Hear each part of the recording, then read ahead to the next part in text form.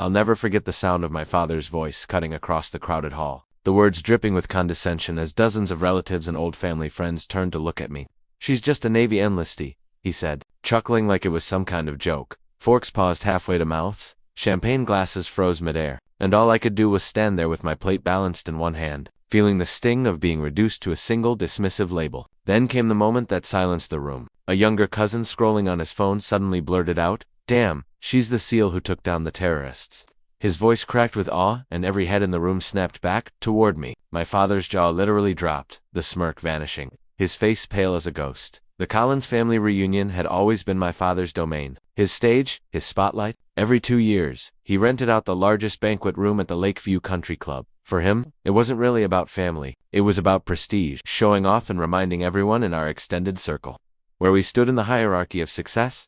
I hadn't been home in 3 years. My deployments, my training, and, if I'm honest, my reluctance kept me away. The invitation came printed on thick ivory cardstock embossed in gold. I almost threw it out, but then I thought of my mother who always said, "Don't run from the things that hurt. Face them head on." I had barely stepped inside when I saw him. My father, Gregory Collins, tall silver hair, slicked back, wearing a tailored navy suit. He was standing near the head table, entertaining a group of businessmen. The way he spotted me was almost accidental, his smile tightening as if he'd just seen the person he least wanted to introduce. "Ah," he said, waving me over. "This is my daughter Sarah. She's just a Navy enlistee." It wasn't the first time he had reduced me to that phrase. No mention of deployments, no mention of my rank, no mention of the sacrifices or the training. Just those 4 words delivered with a half smirk. Then came the interruption. A cousin, one of the younger ones, was hunched over his phone, scrolling through headlines. He glanced up at me, then back at his screen, then back at me again. His eyes widened. "Wait," he said loudly. "Isn't that her? She's the SEAL who took down those terrorists."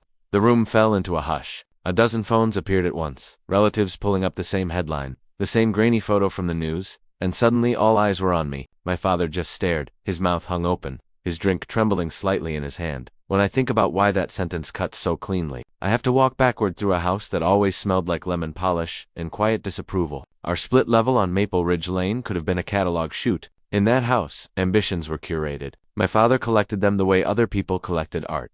He could tell you which summer programs put you on track for which scholarships, which internships opened which doors. He didn't ask what we wanted. He asked where we saw ourselves strategically positioned in 5 years. I was 15 when I joined JROTC. The flyer was tacked to a corkboard in a hallway. The picture showed a girl in a pressed uniform, chin level, shoulders squared. There was a clarity in her eyes I envied.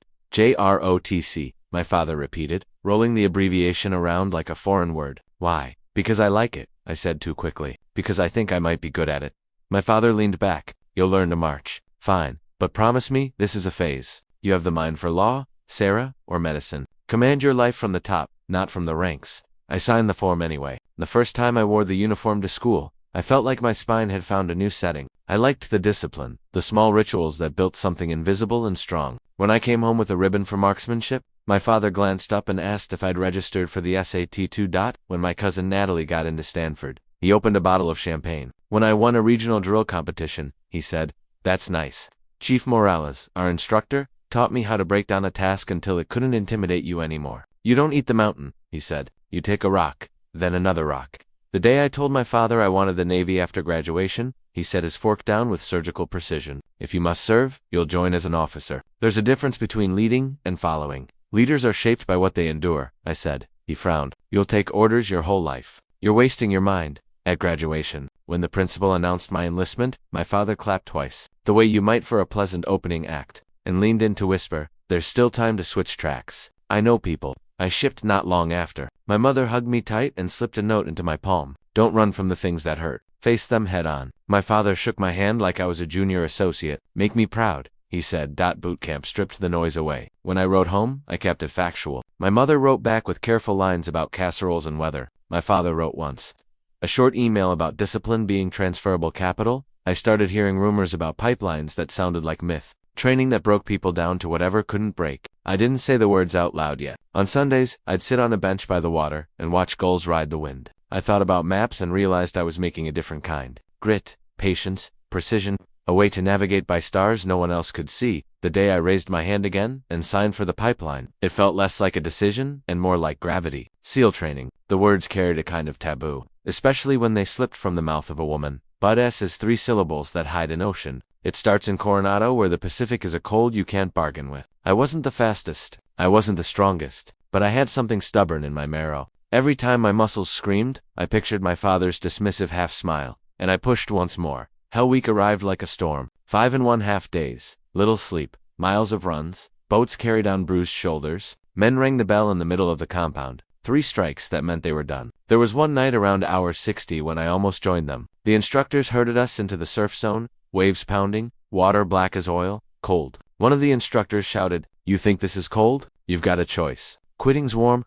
I closed my eyes and thought of my mother's shoebox under the bed. Every ribbon, every note, every little scrap of proof that I was more than what my father allowed me to be. My teeth chattered a wordless cadence. Not done. Not done. When dawn bled over the horizon, I was still there. Graduation wasn't fireworks. It was quieter. We stood in formation, the trident pinned to my chest, cold metal that burned hotter than anything I'd ever worn. I had crossed the threshold, but I didn't send a picture home. The teams became my family. There was Alvarez, who could make you laugh while your muscles screamed, and Chen, whose steady presence calmed storms. And then came the deployment, the one that would tattoo itself into headlines. We were wheels up before dawn. The intel brief had been clear. American engineers, 7 of them, were being held in a fortified compound. The mission was textbook hostage rescue. As the plane dipped, I thought about the engineers' families. That thought anchored me more than any flag or doctrine. We hit ground under cover of night. Moving through that terrain felt like walking on another planet. Stack up, our team leader whispered. Chen pressed the charge to the gate, and then the blast.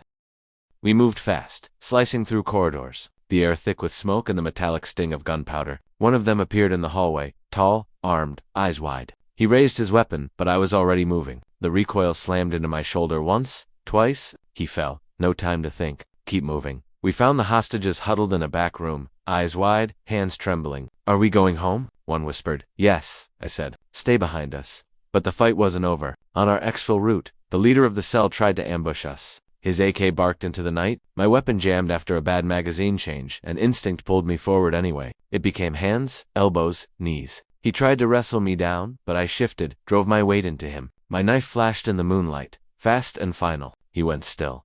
The hostages were ushered out, stumbling into freedom. We lifted out under fire, tracers carving angry lines through the dark sky. Back at base, the debrief was clinical. Mission success. The headlines broke weeks later. Grainy footage leaked. They didn't name me. They rarely do. But whispers spread anyway. I didn't tell my father, didn't tell anyone. But that night in the compound, something inside me shifted. I stopped being just anything. It was strange how quickly silence could spread through a room meant for laughter. After my cousin's outburst, the air thickened. Phones lit up across the hall, screens tilted toward each other. Whispering rose like the rustle of dry leaves. "Is that true?" An aunt murmured her. Greg said she was just enlisted. My father didn't move. "Sarah," he said finally, his voice cracked. "What are they talking about?" Another cousin shoved his phone toward him. On the screen, a grainy clip played, figures in night vision green, a silhouette tackling a man twice her size. "That's classified," I said quietly. "You're not supposed to see that." But it was too late. Guests began to circle. Questions fired at me from every direction. And my father, the man who had introduced me moments earlier as just a Navy enlistee, now looked like a magician whose trick had backfired.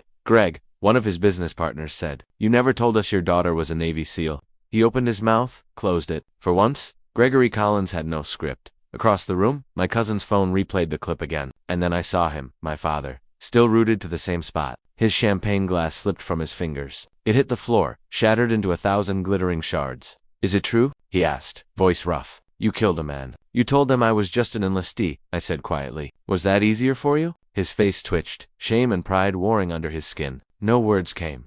The party limped along after that. My father intercepted me near the bar. He grabbed my elbow, not hard, but firm. "Come with me," he muttered. He led me to one of the smaller meeting rooms. When the door clicked shut, he turned on me, the mask gone. "Why didn't you tell me?" His voice cracked. "Why did I have to find out like that?" "Would you have listened?" I said. He flinched. "Of course I would have listened. I'm your father." I let out a sharp laugh. "You've spent years introducing me as just a Navy enlist. You reduced everything I've done into 4 words. You didn't want to know." His mouth opened, then closed. "I thought," he started, his voice faltering. "I thought if I minimized it, if I made it small, maybe it would be safer." That startled me. "Safer?" His eyes lifted to mine. "You're my daughter, Sarah, my only one. I couldn't stand the thought of you out there risking your life. Do you know what it's like to imagine your child in combat? I thought if I made it sound unimportant, maybe it would be easier to believe you'd come home in one piece." The words hit me harder than I expected. You hid your fear behind contempt, I said softly. Yes, he said, because fear makes you look weak, and weakness has never served me well. I stared at him, at this man who'd spent his whole life playing king. For the first time, I saw not the king, but the man behind him. I didn't need your fear, I said, my throat tight. I needed your belief. I just needed you to see me. He sank into a chair. I didn't know how. You were always braver than I was willing to admit, and I was ashamed of how much it scared me. Do you regret it? He asked suddenly. All of it. The pain, the risk, the killing. I thought about the endless miles, the bruises, the faces of teammates who hadn't come home. Then I thought about the hostages, the way they clung to each other when we pulled them free. No, I said. I regret nothing because every choice I made was mine, and that's what matters. He looked at me, his eyes glistening. I don't know if I can ever make this right. I pushed away from the table, standing tall. Maybe you can't, but at least now you know who I am. That's a start. For the first time in my life, I saw him nod, not dismissively, not condescendingly, but in recognition.